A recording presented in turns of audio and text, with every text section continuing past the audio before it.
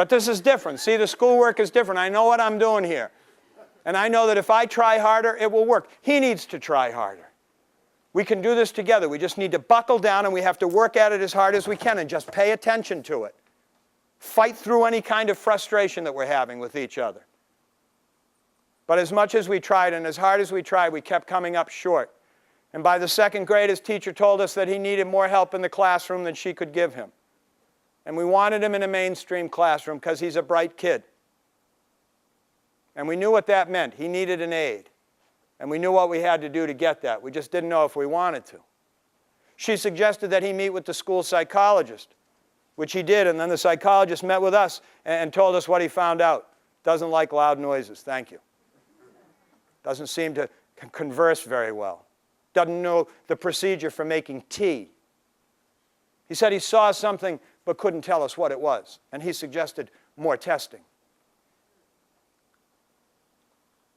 I'm honest when I'm telling you that this is the hardest decision I ever made as a parent. You want to do what's right for your child, but you don't want to burden them with something that they didn't ask for. And we had many tearful conversations wondering what we should do. And I remember lying in bed for nights staring at the ceiling.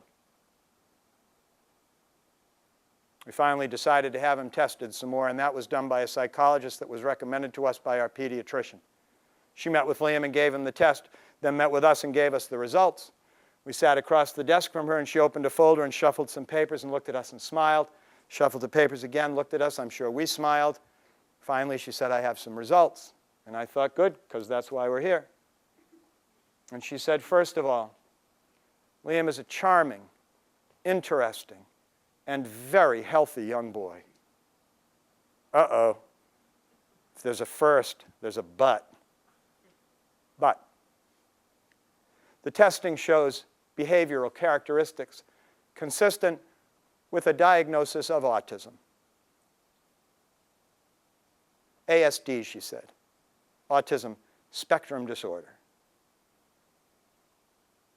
You expect someone to say something and you even think you know what they might say, but when they say it out loud, it's like somebody kicked you in the stomach. Because it's a terrible thing to think that there's something wrong with your child. We were really excited when Liam was born because Declan had a brother and he was perfect.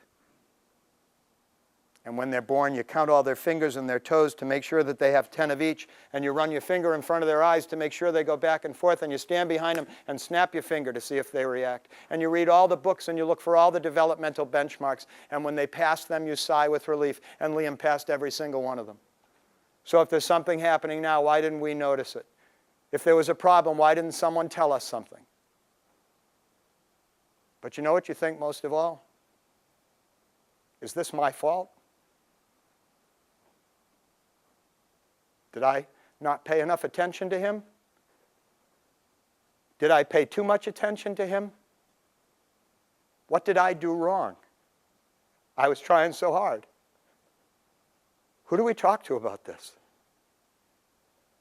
What do we do now?